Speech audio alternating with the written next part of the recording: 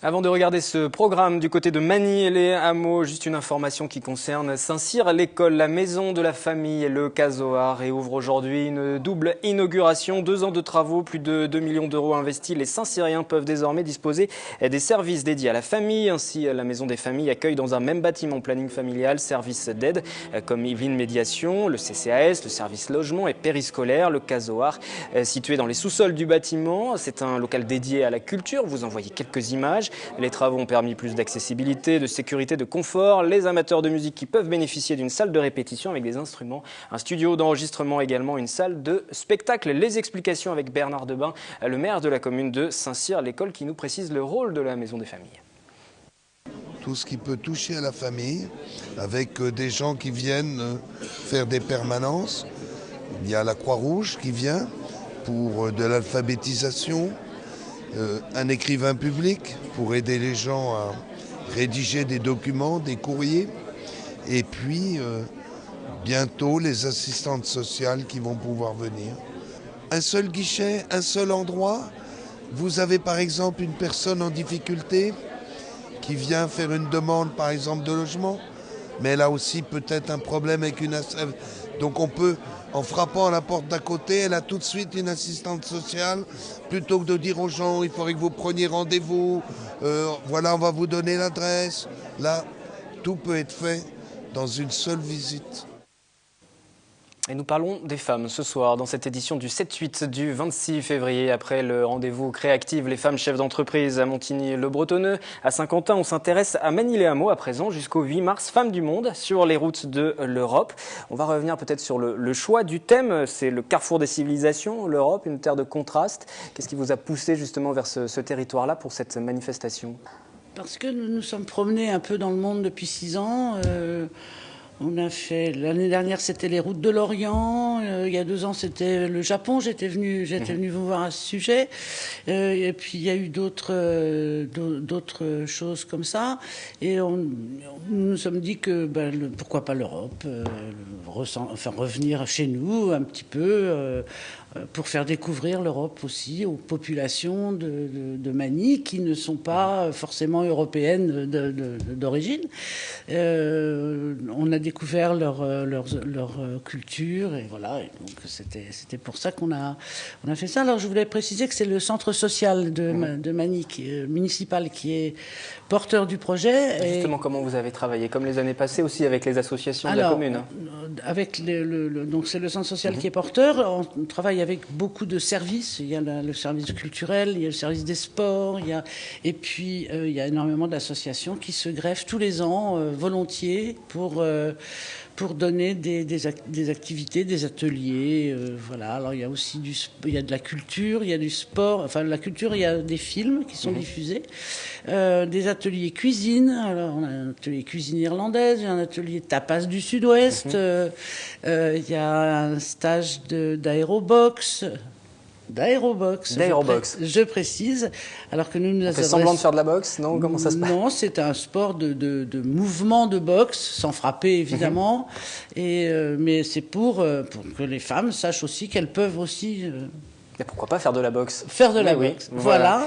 Et puis un stage aussi pour de remise de l'image de soi, si vous voulez, pour comment oser s'arranger, être belle, pourquoi pas, etc. Il y a beaucoup de femmes, vous savez, qui n'osent pas s'arranger un petit peu. Elles ont peur de plaire, voilà. Donc, cet atelier relooking, justement, nous y avons participé, nous y étions présents, nous l'avons suivi. Voilà, alors on l'appelle plus relooking, c'est image de soi. Image de soi. Valorisation alors, reportage de l'image sur cet atelier image de soi, revalorisation, regardez. J'ose être belle. Oser être belle, voilà le message à retenir de l'atelier Conseil en images organisé au centre social de Magny-les-Hameaux. Dans une ambiance de salon de thé, 14 femmes sont venues papoter look, maquillage et coiffure avec une spécialiste. Si on grossit ou si on mincit ou après une maladie, bon bref, on a vraiment du mal à s'habiller parce que ce corps il change et on n'adapte jamais les vêtements. Donc on va apprendre à décomplexer et surtout à rééquilibrer avec le vêtement ce corps. Pour dissimuler des hanches généreuses, évitez le gilet long difforme et préférez une veste courte qui donne du volume en haut du corps. Un des précieux conseils partagés sans tabou. On vient d'écouter le moment où on expliquait sur les bijoux, comment porter les bijoux, quel type de bijoux peuvent aller, les cols aussi. Je me rends compte que mon col aujourd'hui, c'est peut-être pas le col idéal, qui me met pas forcément en valeur. Donc ça permet aussi de se rendre compte que parfois on fait des choses qui sont bien pour son look et parfois des choses qui sont moins bien. Celles qui assumaient le plus leur corps repartent confortées dans leur idée de la féminité. L'élégance avant le corps, c'est-à-dire qu'on soit ronde, mince, grande ou petite. Ce qui est important, c'est de se sentir bien et de prendre soin de soi, en fait. Pour prendre soin d'elle, cette Manicoise a pris une semaine de congé afin de participer à toutes les activités proposées par sa ville dans le cadre de l'événement Femmes du Monde, qui se clôturera le 8 mars lors de la Journée internationale des droits des femmes. Quel premier bilan on peut faire, que ce soit sur cette manifestation ou sur l'ensemble des rendez-vous qui sont proposés? Alors, les Manicoises participent. Il y a énormément de participantes. Alors, évidemment, nous acceptons aussi les hommes, parce que si jamais ils s'en présentent, on ne les rejette absolument pas. C'est vrai que c'est un public essentiellement féminin. Mais, par exemple, il y a des activités comme il va y avoir une randonnée, un micro-trottoir, des choses comme ça, avec une restitution des réponses du micro-trottoir et une discussion autour de ça, sur les droits de la femme, l'évolution des droits de la femme, comment les gens les perçoivent, etc. Mais il y a énormément d'inscriptions au fil du temps, au fil des jours. Là, déjà, depuis hier, il y a eu beaucoup d'inscriptions en plus. Et puis c'est pour les adultes, mais pour les enfants aussi. Parce qu'il y a un atelier à partir de 4 ans, atelier princesse et voilà, prince aussi, pour les petits garçons aussi. C'est fouiller dans les coffres de nos grands-mères. Alors évidemment, maintenant, il y en a beaucoup moins des coffres de grand-mères, mais quand même, de trouver des décorations, des choses, des tissus, des bouts de tissus, qu'on peut assembler, faire un costume. Et après, il y aura la restitution. Et ça va durer toute la semaine prochaine. Oui, ce sera pour débuter les vacances, du 4 au 8 mars, ces ateliers princes et princesses. Et ce sera clôturé par le film Marilyn, avec Muriel Robin, avec un débat à la suite. C'était cette femme qui est femme de ménage et qui a une équipe dont les rapports changent au fur et à mesure du film, au cours du film. Le programme complet est à retrouver sur le site de la ville de Manille-les-Hameaux. On continue à évoquer ce rendez-vous avec un sujet un peu plus sérieux que les ateliers princes et princesses. On va écouter l'interview d'Elisabeth Pradelou. Elle est conseillère en emploi au Centre d'information sur les droits des femmes et des familles, le centre qui fête ses 30 ans. Elle était présente à Manille cette semaine. On va l'écouter nous parler de l'accès aux droits et de l'aide aussi à la recherche d'emploi. Le gros problème, il est là. C'est que souvent, la loi n'est pas appliquée et c'est pour ça qu'on va avoir des disparités, aussi bien des salaires que... On parle du plafond de verre, effectivement, pour les jeunes femmes diplômées. Oui, c'est une réalité. Même chez les ouvriers, les femmes ne vont pas être payées de la même manière, sous prétexte qu'elles peuvent tomber enceintes ou qu'elles ont des enfants bas âge. Elles vont être...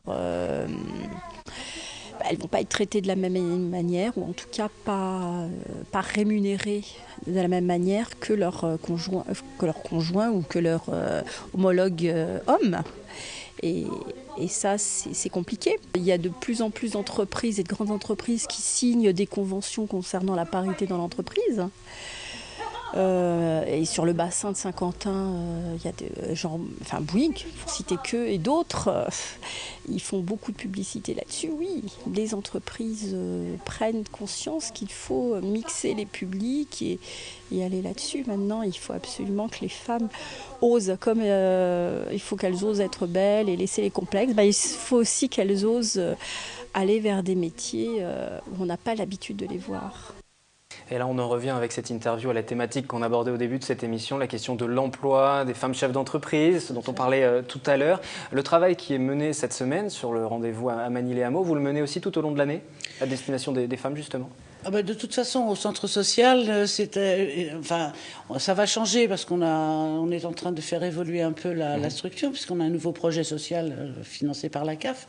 Et donc, dans le projet social, il y a l'intergénérationnalité, il y a les jeunes, on va s'occuper beaucoup des jeunes, et forcément de l'emploi, puisqu'il y a un service emploi au sein du centre social. Voilà, donc, et tout ça crée du lien, de toute façon. Le but, c'est maintenir le lien, entretenir le lien social et ça marche. Quelle que soit la génération, quel que soit le sexe, effectivement, éviter et mélangeons surtout les générations, oui, ça c'est très important. Juste pour terminer sur ce rendez-vous du côté de Manille-les-Hameaux, votre rendez-vous coup de cœur ?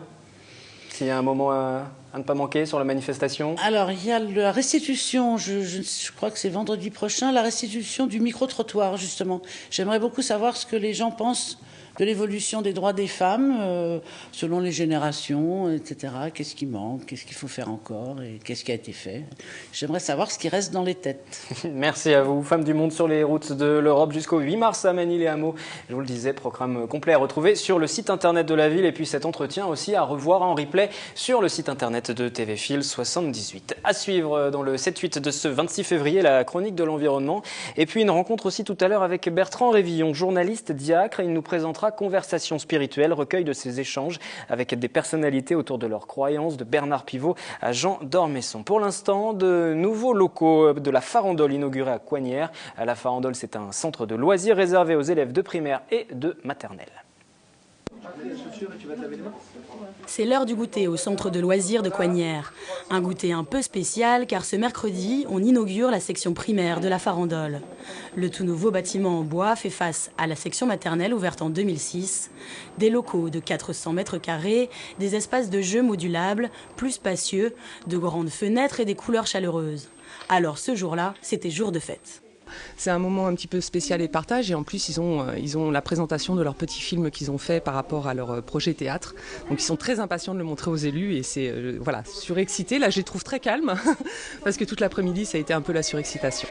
Les élus présents ont pu découvrir des scénettes sur les règles de vie du centre ou encore des chorégraphies. C'est comment Mimosa, Emeline. Stop, j'aimerais avoir du silence quand je parle. Stop les garçons, on ne joue pas avec le papier dans les toilettes. On le met à la poubelle. En plus du théâtre, les enfants pourront bientôt s'initier à l'environnement avec un jardin potager et un hôtel à insectes. Le bâtiment répond d'ailleurs en partie aux règles HQE. Une volonté verte de la mairie qui se félicite des nouvelles possibilités qu'offre le centre. Des facilités, des passerelles plus faciles avec le primaire, l'ensemble du centre le permettant. Donc je pense qu'effectivement il y a des projets ambitieux qui vont se mettre en place dans les mois qui viennent. Le fait de pouvoir aussi faire face à un plus grand nombre si nécessaire était une condition intéressante pour inaugurer et faire ce centre complètement. 60 enfants sont déclarés dans le primaire, mais le bâtiment peut en accueillir 20 supplémentaires. Ils ont quitté l'école Bouvet pour prendre place dans leurs nouveaux locaux aux vacances de Noël. Et depuis, ça s'amuse. Allez, la journée se termine à la Farandole. Il est temps pour les parents de venir les chercher.